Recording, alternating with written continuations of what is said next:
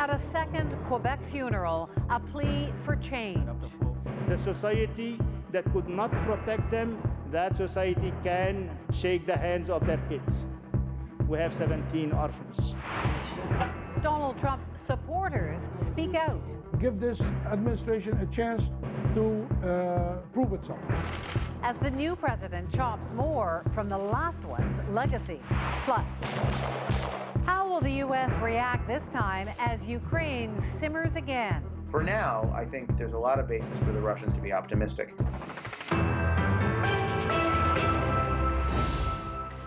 Quebec City said farewell to 3 more of its own today. Victims gunned down in Sunday's mosque shooting. The funeral reminded many that these men were a part of the community's fabric and will leave behind a large void. But even in that negative space, there were positive emotions. Alison Northcott has our story. The busy butcher shop owned by one of the victims has reopened thanks to Azzedine Soufiane's employees and his friends like Rachid Ben Amour. Azzedine, c'était un ami. Azzedine was a friend, a brother, a companion, a support, a counselor, almost everything, he says. Ben Amour doesn't work here, but he's behind the counter anyway, trying to fill the hole left by his friend. Soufiane's absence was also felt here as thousands gathered to say goodbye to him, Mamadou Tanu Barry, and Ibrahima Barry at a public funeral. We have 17 orphans. We have 6 widows. We have 5 wounded. Amid the heartbreak and the grief, calls for tolerance and change, and pointed remarks about what may have influenced the shooter. Before being a killer, he was victim himself. Before planting his bullets in the heads of his victims, somebody planted ideas more dangerous than the bullets in his head. Un jeune homme de 15 ans, Elias Soufiane. Quebec City's mayor, Régis Labaume, spoke directly to 15-year-old Elias Soufiane, who lost his father. Ma fille et toi, vous vous connaissez? You and my daughter know each other, he says. She told me to tell you this. She loves you and sends you a hug.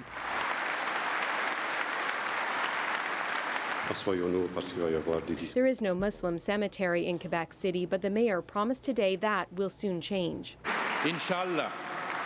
Reconnaissance à Dieu. Alhamdulillah. Quebec Premier Philippe Couillard got a warm reception when he opened his remarks in Arabic. La solidarité de tous les Québécois. In French, he spoke of solidarity and unity. Connaissons mieux nos voisins. Let's get to know our neighbors better. Let's talk. Let's visit, he says. A sentiment echoed by many here today.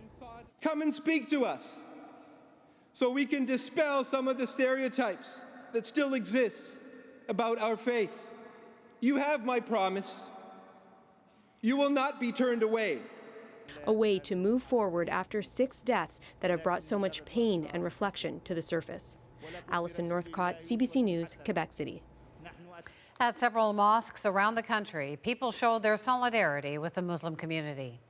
We're protecting, we're encircling, we're embracing, just to let people know that this is a sanctuary. People are safe within that sanctuary. Canadians of different faiths sent that message through these rings of peace, similar to what some did in France and Norway last year around synagogues after anti-Semitic attacks there. The suspect in Sunday's shooting, Alexandre Bissonnette, is charged with 6 counts of first-degree murder. Today, his friend, Martin Robin, spoke with the CBC, revealing what Bissonnette apparently told him online the night before the shooting took place. Et il m'avait dit qu'il souhaitait juste une immigration blanche au Canada et au Québec. Exclusivement. Je lui ai répondu que c'était fou de vouloir ça. Insensé. Et puis, il m'avait dit que c'est à la longue, cette immigration, on va dire non blanche, non européenne, allait peut-être causer la marginalisation de la race blanche, la minorisation. C'est pas mal ça, ce qui m'a frappé, ce qui me revient à l'esprit fréquemment. After the memorial in Quebec, the Prime Minister traveled to New Brunswick to visit the victims and volunteers of last week's brutal ice storm. Everyone in Canada knows New Brunswickers. your strength, your warmth, your friendliness, but you really, really notice it during the tough times. Trudeau visited warming centres, thanking those who helped with the cleanup. About 3,500 people are still without power as a result of the storm, down from a peak of about 133,000 last week. Working conditions are still proving a challenge for crews. Donald Trump's controversial executive order banning travelers from 7 majority Muslim countries has just been put on hold. Not by the White House, but by a federal judge. He granted a temporary injunction and says it applies across the country. However, that injunction is expected to be challenged and quickly. Earlier in the day, Donald Trump issued 2 more executive actions. The target this time, the U.S. banking sector, specifically the Obama administration's attempts to regulate it. Lindsay Duncombe fills in the details. The White House said it's just getting started on its mission to roll back the rules brought in after the 2008 financial crisis. Today we're assigning core principles for regulating the United States financial system. Doesn't get much bigger than that, right? What President Trump did today was order a sweeping review of how banks are regulated, targeting the Dodd-Frank Act. Dodd-Frank was signed in 2010 after banks that were deemed too big to fail did so or had to be bailed out. But many, including Trump, argued the rules were too restrictive. I have so many people, friends of mine, that have nice businesses. They can't borrow money. They just can't get any money because the banks just won't let them borrow because of the rules and regulations and Dodd-Frank. In addition, Trump directed the Labor Department to delay a rule set to kick in April. It instructed financial advisors to put their clients' interest ahead of their own. The establishment has trillions of dollars at stake. It's an interesting move for a president who came to power as a champion of the working class, vowing to be tough on elites in general and Wall Street in particular. But Trump's logic here is that by making it easier to do business, companies will make more money, hire more people, and everyone will benefit. That seems to be the advice he's getting from his economic team. Among them, billionaires. Lindsay Duncombe, CBC News, Washington. There were conflicting numbers today about how many people were affected by Trump's travel ban. A lawyer for the Justice Department said more than 100,000 visas have been revoked since last Friday. But the U.S. State Department contradicted that, saying fewer than 60,000 visas were revoked in the last week. Even with the temporary ban on the ban, damage has already been done, especially for children planning to get specialized medical care in the U.S. Today, Ontario offered to help. We're prepared to receive such children who, through really no fault of their own, except where they live, the country where they live, have regrettably had their surgery, their life-saving, time-sensitive surgery canceled. Ontario says it's working with the federal government and renowned institutions like Toronto's Hospital for Sick Children. The travel ban sparked boycott movements in the U.S. and Canada, public pressure that's helped change the mind of at least one American CEO. Uber's co-founder stepped away from Donald Trump's business advisory group. But as Jacqueline Hansen explains, boycotts can be a blunt tool to affect change. I was like, so frustrated because, I'd supported Uber for so long. Laura Ball used to use Uber to get around Toronto, but after the company was seen as supportive of Trump's travel ban, Ball felt compelled to boycott Uber. I sat there and I thought, well, now that I know this, it feels incredibly selfish for me not to delete it. Some U.S. users say they switched to rival Lyft. In Vancouver, fans of the city's soccer club also took a stand. The group says it will no longer travel together to the U.S. to watch games. It's worried not all members would be able to cross the border. It's a line on my passport. It says that I was born in Tehran, Iran, and it's always carried a few extra questions with it, and I just feel like it'll probably be a little bit of a heightened questioning if I'm to cross it this time. Other anti-Trump boycotters have targeted Trump brands. And my father, Donald J. Trump. Today, Nordstrom announced it's dropping Ivanka Trump's clothing line. The retailer said her products simply aren't selling. You don't have a vote every 4 years. You actually can vote every single day with your wallet. Nate Lerner is one of the creators of a Boycott Trump app. With more than 200 companies and even buildings to boycott, Nordstrom is on their list. One of the issues of boycotting Trump is his business ties are so expansive.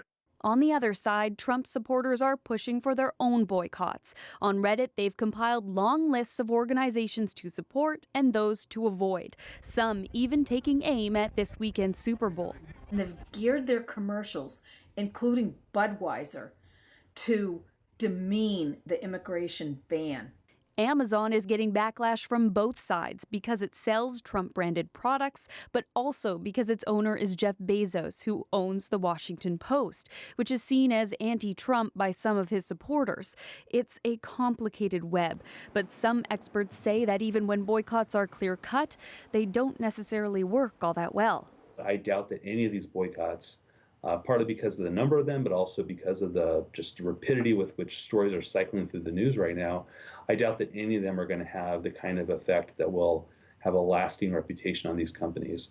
Protesters with the Delete Uber movement may have succeeded in getting the CEO's attention and in pushing users to rival Lyft, but it turns out Lyft has numerous Trump supporters as major investors, making it difficult for either side to claim victory. Jacqueline Hansen, CBC News, Toronto.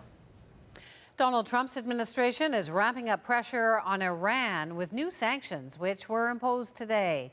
They're retaliation for Tehran's recent test of a ballistic missile, even though the White House concedes the test did not violate the nuclear agreement.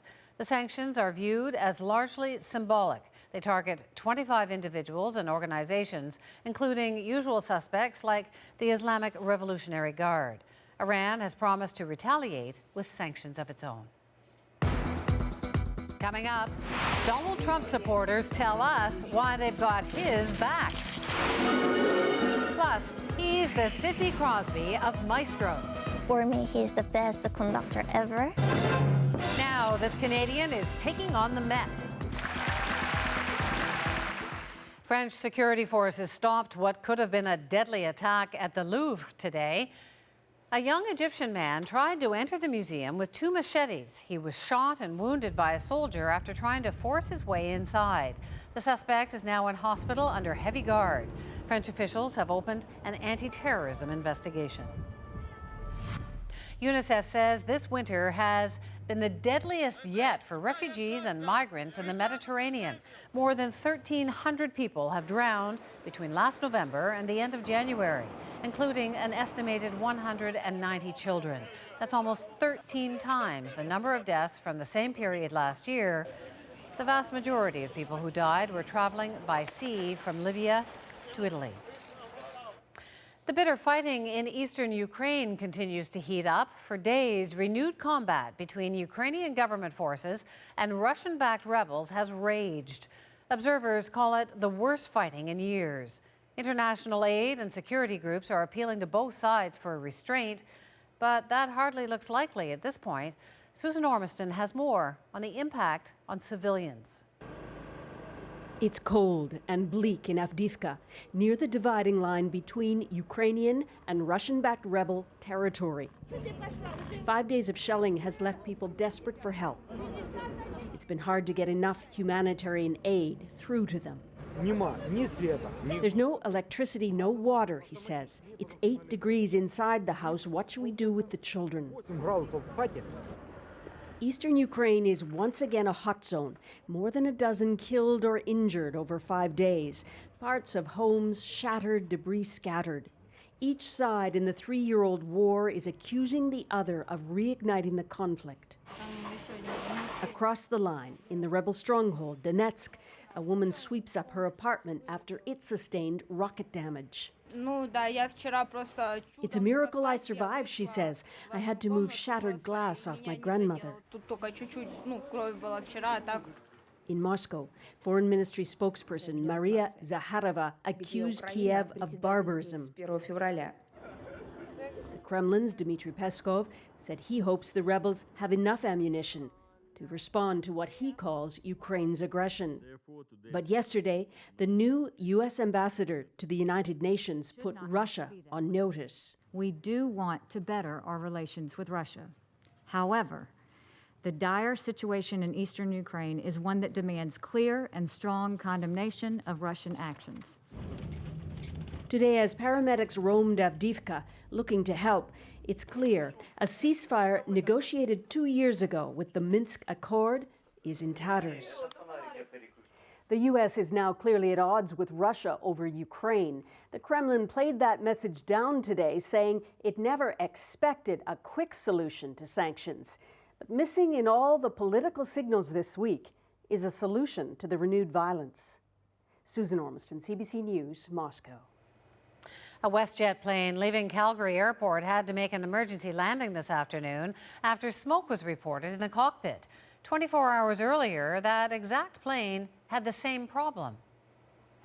Both times, the flights landed safely. The problem was reportedly with the air conditioning. WestJet said the plane was removed from service yesterday and maintenance was conducted overnight. It'll now undergo additional inspections. The family of Canadian filmmaker Rob Stewart says his body was found peacefully in the ocean today. The 37-year-old went missing on Tuesday off the Florida Keys after a deep-water dive. Stewart made the 2006 documentary Sharkwater, which exposed the industry of hunting sharks for their fins. You've seen lots of people protesting against Donald Trump, but his supporters are everywhere south of the border as well. You'll hear from some right after the break.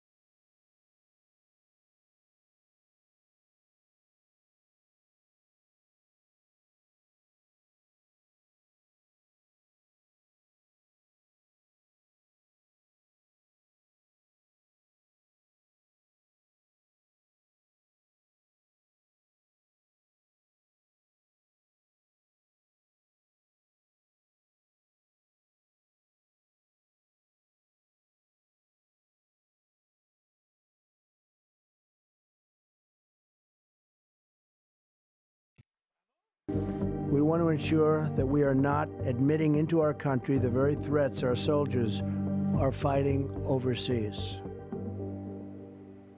1 week ago, President Trump signed off on that so-called travel ban, preventing citizens of 7 Muslim-majority countries from entering the United States. Since then, we've seen protests and boycotts across that country and ours. But tonight, we're checking in with Americans who might fall on the other side of the debate. In a minute, we'll take you to an area that widely supported Trump's campaign messages. But first, to a community in Pennsylvania with one of America's largest Syrian populations. The CBC's Stephen D'Souza caught up with residents there, and what they said might surprise you. Sarmad Asaleh didn't vote in the last election, but always thought Donald Trump was the best choice for president.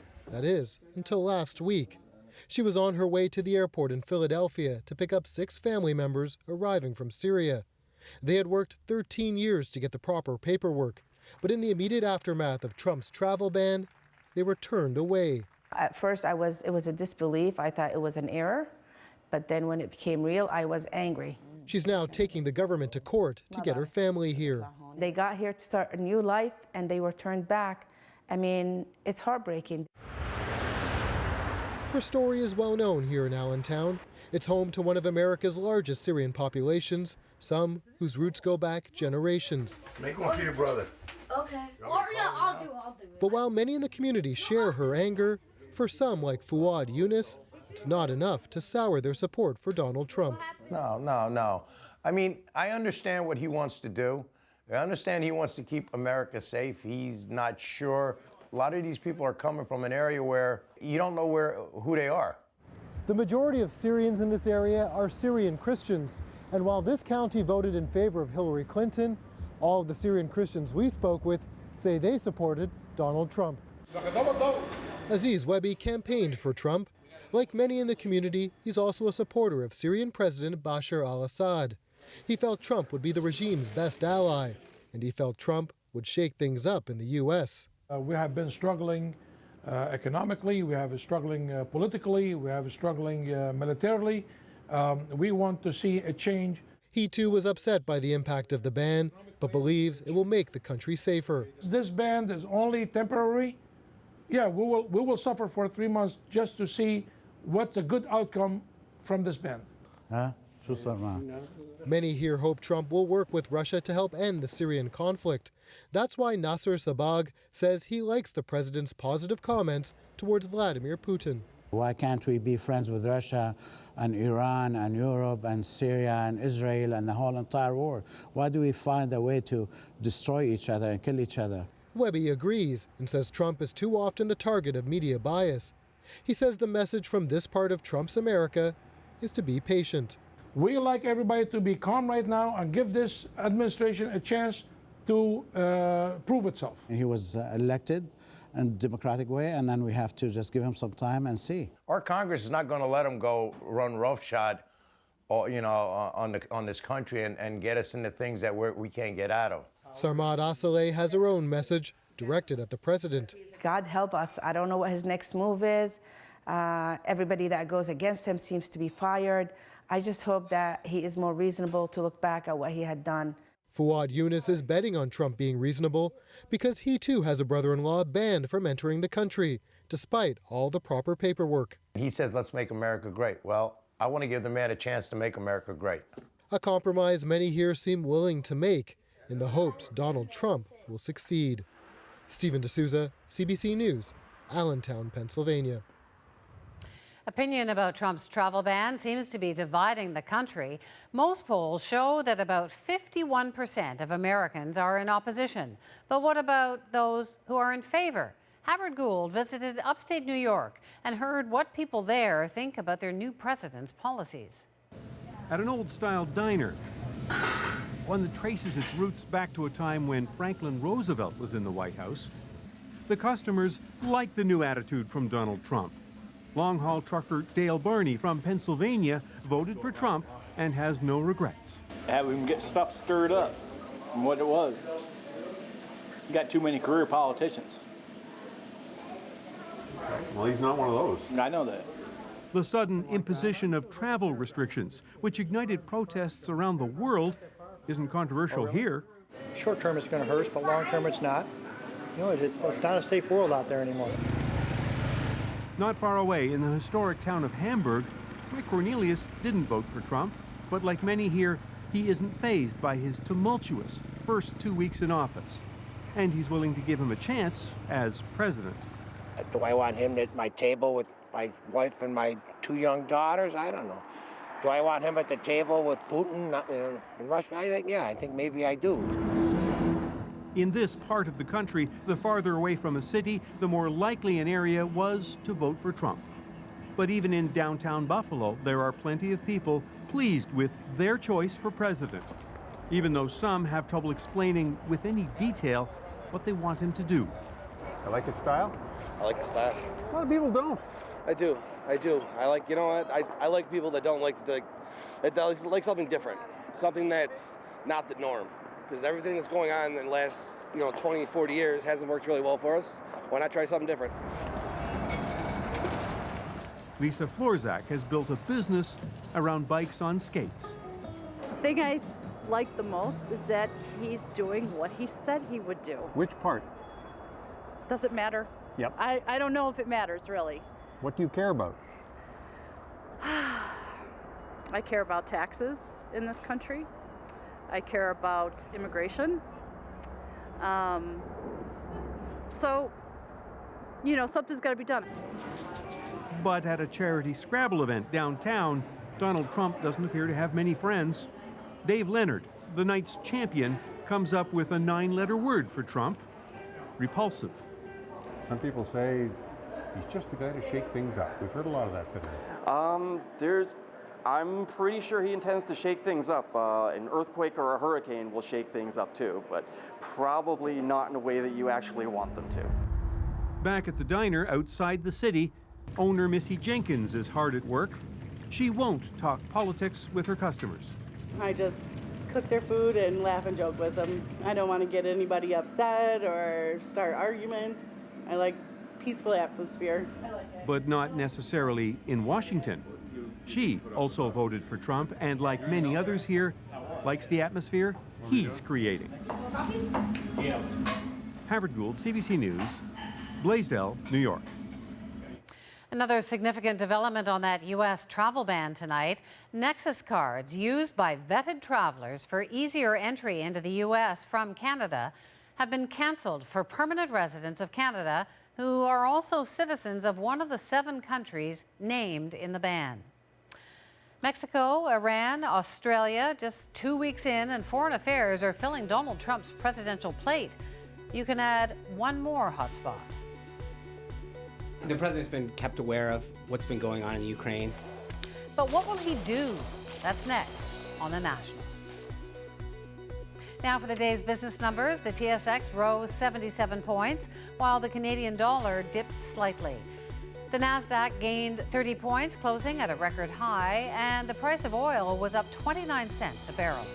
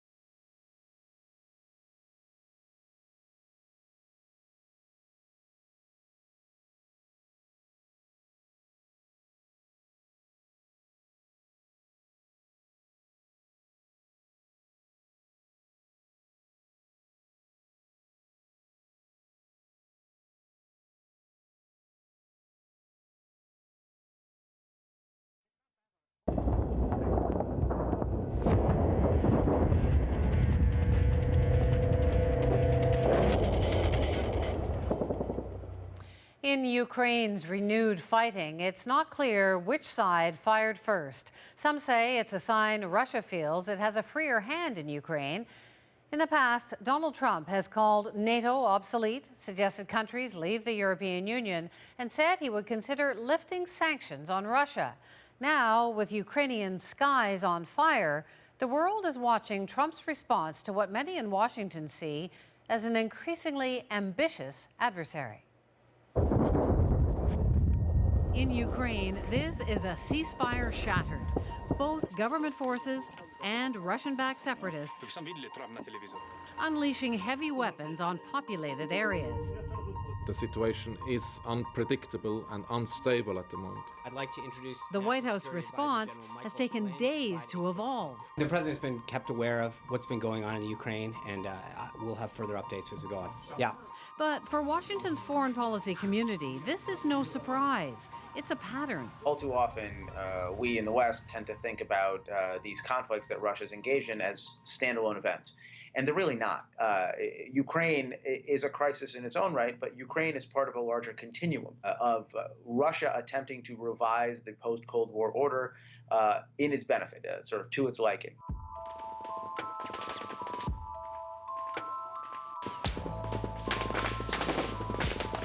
In 2008, after taking fire from pro-Russian separatists, Georgian forces retaliated, triggering a massive Russian invasion. Before then, Georgia had begun open discussions about joining NATO, about a Euro-Atlantic sort of trajectory for its foreign policy that Russia saw inherently as a threat. Russia spent months moving military equipment to the Georgian border and really sort of launched this war against Georgia to make the point that NATO can't expand if Russia doesn't want it to. The response from the West was condemnation and little else. Russia's actions this week have raised serious questions about its intentions in Georgia and the region. These actions have substantially damaged Russia's standing in the world. The five-day war killed hundreds on both sides, displaced tens of thousands. As hackers attacked Georgian government websites and Russian media painted Georgia as a genocidal aggressor. This was a really interesting moment in terms of the evolution of what Russia was becoming. According to analysts, it was the emergence of a kind of permanent Russian offensive. Hacking Western allies in Europe, backing within those countries a wide range of political groups and charities. A network of sort of far-right and far-left causes, of far-right and far-left political allies. A lot of it is xenophobic or nationalist or very populist, but it's because it's this sort of loose and dispersed network of ideas. Sometimes it's hard to see the Kremlin line that cuts through the center. Have you ever seen this level of Russian interference in our political process? No. I have not. No. No. If U.S. intelligence is right about Russian hacking during the last election, that offensive has reached America's shores. Russia, if you're listening, I hope you're able to find the 30,000 emails. For us, since we've spent so many years trying to follow these things in Georgia and in Moldova, a little bit in Ukraine, somewhat in the Baltics as well, seeing it in the United States and in other Western European capitals, how these dynamics start to develop as well with Russian involvement has been very eerie for us to watch. Just the idea that they believe they can try the same things and that no one will see what they do. If Ukraine is a replay of Georgia, it's more subtle and sophisticated. Can you tell me who you are? No comment. With masked, unidentified soldiers, separatist proxies, and a wall of denial and misinformation. Russia's target, not just territory, but perception. A lot of what Russia does in the informational space isn't intended to drive a certain outcome. It's not intended to make Russia the sort of the victor and make America the loser or make the West the loser. It is intended to obscure objective truth. People deeply fearful that laws will marginalize their language and even ban Russian TV. It's intended to complicate the scenario in such a way that it makes it harder for the United States, its allies in Europe, for Canada, to really take decisive action against Russia. Perhaps most Now it's up to Trump to take decisive action if he wants to. It's time to bring a clear-eyed focus to foreign affairs, grounded in very ancient truths. The president, as he clarifies his foreign policy, so far is giving every indication of having a more transactional, realpolitik approach to international affairs. If that's the case, and it seems to be, it really does raise the question, how much do Russia and the United States have in common? Thank you very much. For now, I think there's a lot of basis for the Russians to be optimistic. Whether that remains the case over time is something that we're going to have to see. Trump's earlier statements have thrown U.S. commitments to Ukraine, to NATO, to Europe into doubt. If it lasts, that doubt is music to Moscow's ears. Just ahead, a change in tone. We profile the Canadian conductor who has reached one of the music world's true pinnacles.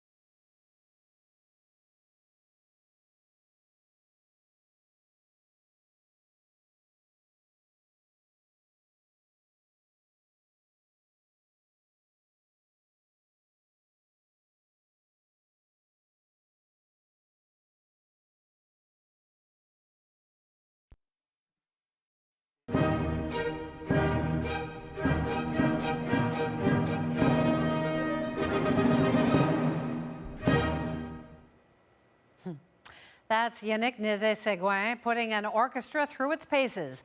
Now, if you're well versed in the world of classical music, you'll need no further introduction. No need for us to tell you that he leads 3 world-renowned orchestras, that he's just 41 years old, is proudly Canadian, and just got the same gig Gustav Mahler once had. Because Nézet-Séguin is such a symphonic hit, he's been tapped to lead a legendary opera company as maestro of the Met. Yannick incarne la musique. Il nous donne tellement qu'on a envie de lui donner aussi. On dirait que tu t'apprêtes à faire un combat de boxe. Presque. Non, c'est plus relax. C'est juste de la poésie.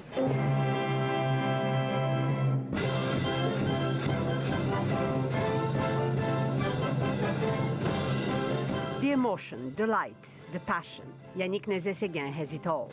The Montreal-born star of the classical music world seems to spread joy wherever he goes.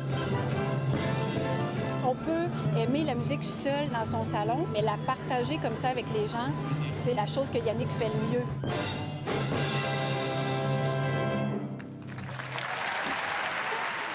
Yannick Nézet-Séguin a cette capacité de mobiliser l'amour et l'énergie des gens dans l'orchestre, tout simplement parce qu'il les respecte. Il a ce même respect et amour vis-à-vis du public. Même quand on danse chez les Tchèques et toute la musique slave, c'est qu'on a envie un peu d'être nostalgique, on a envie un petit peu de verser une petite larme.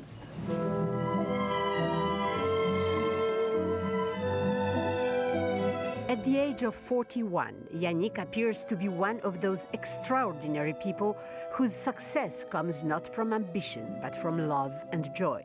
For the music, for the musicians, for the public, for life. C'est le charisme, c'est le contact qu'on a avec lui. C'est pas seulement qu'il fait de la musique, mais il donne une histoire.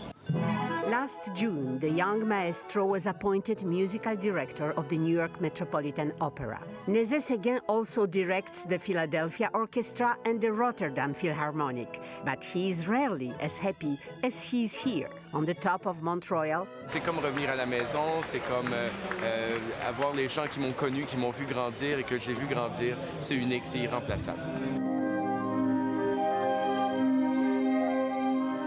Yannick Nézet-Séguin was in elementary school when he first discovered classical music. It was a revelation.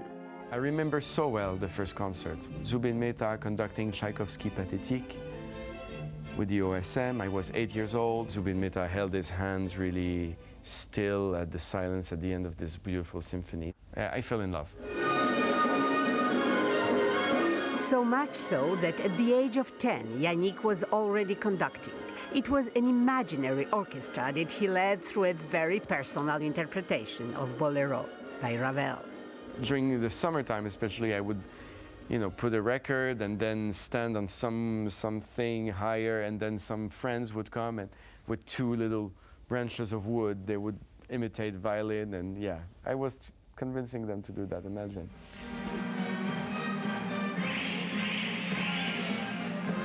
He is a natural-born leader, one who musicians and the public will follow no matter where he takes them. Last summer, with the Berlin Philharmonic Orchestra, he had the entire audience under his spell, whistling this symphonic poem.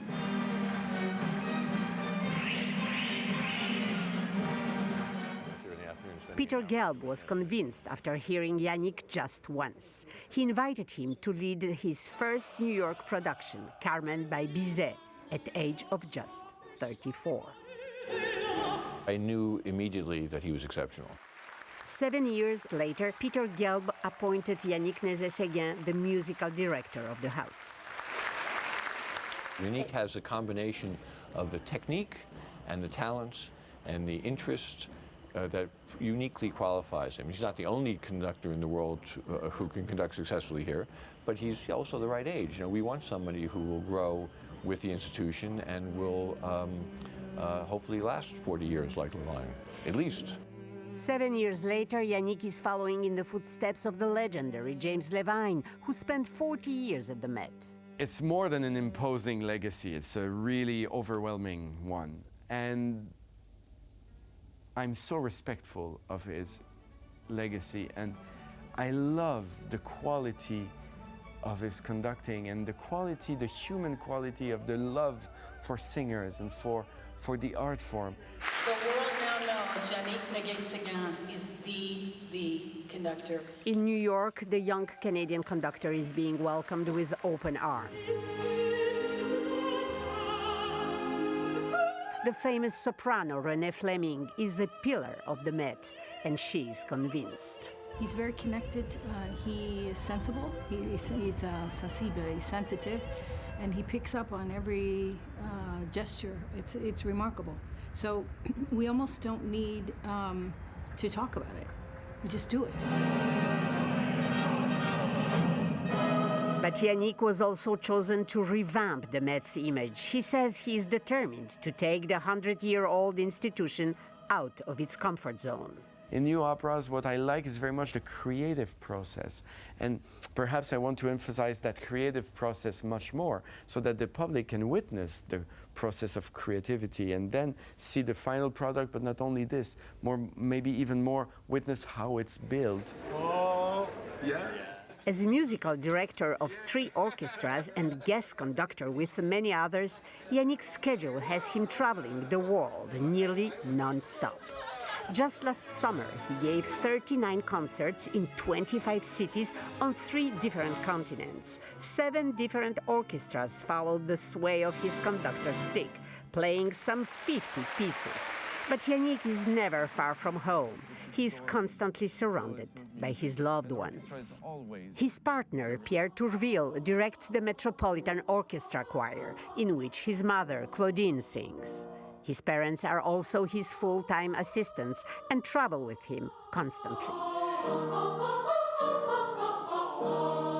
Ça lui permet un peu en voyage de partager ce qu'il vit. C'était encore plus important quand il a fait ses premières armes. Maintenant, il sait que ça nous fait plaisir.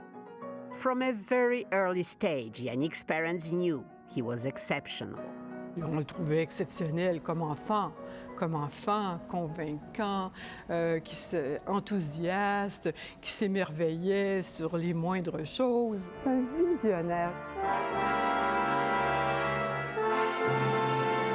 Rehearsals are the best place to see the unique bond that Maestro Néguet-Séguin has with the musicians. He says he learned it from his mentor, the famous Italian conductor Carlo Maria Giulini, who taught him that respect and passion are essential.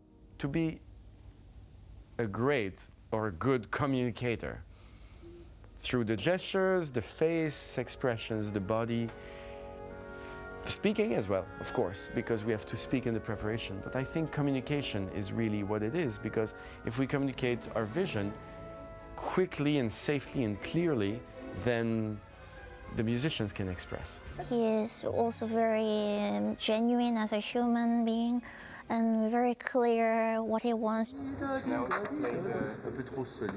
For me, he's the best conductor ever. World-renowned musicians like the Capuçon brothers rave about his abilities. I think what's the most extraordinary about him is his heart. He has a huge, enormous heart, and he knows how to give it. And this is, for me, the most important. Musical critic Christian Merlin, who has been following Yannick's career for years, says discipline is key to his bond with the musicians. Lorsqu'on parle de Yannick Néguet-Séguin, d'habitude on l'associe à cette idée d'énergie échevelée.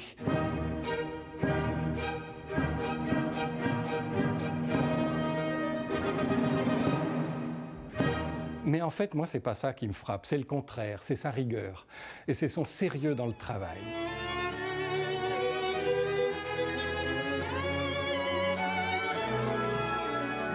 Yeah, and this is too much, and I'm doing this, so please go with me.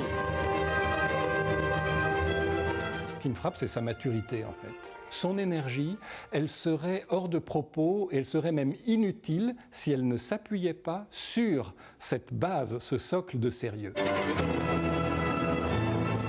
While most of his life is dedicated to music, Nézet-Séguin is deeply concerned by other issues. In front of our camera, he performs 22 push-ups, a challenge he took up in recognition of 22 veterans who commit suicide every day in the US. Suicide is not the only thing that outrages him. The lack of love in the world. The lack of understanding of each other, the lack of wanting to understand each other. And here is what he fears most. I will show that I'm a little young still, but I fear about death. I fear death of my parents, I fear my own death, I fear, I've not come to terms with that at all. Yannick Nézet-Séguin considers himself first and foremost a servant, in the service of music, of the musicians and the composers.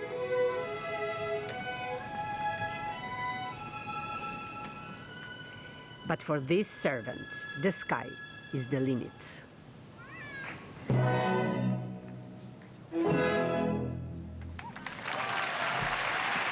Alexandra Chatska, CBC News, Montreal. There's more to come on The National right after the break.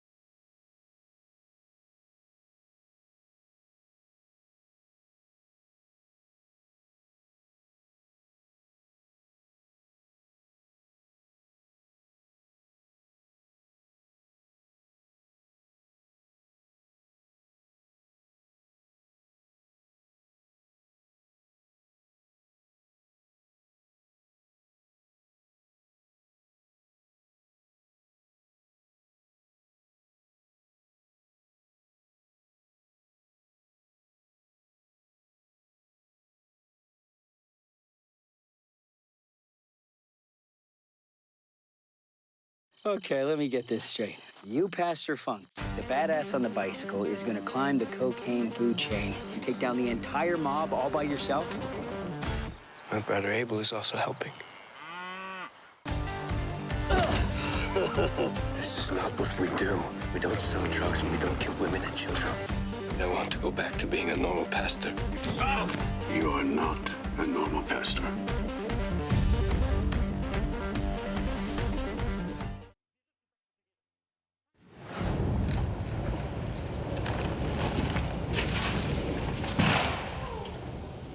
Yikes.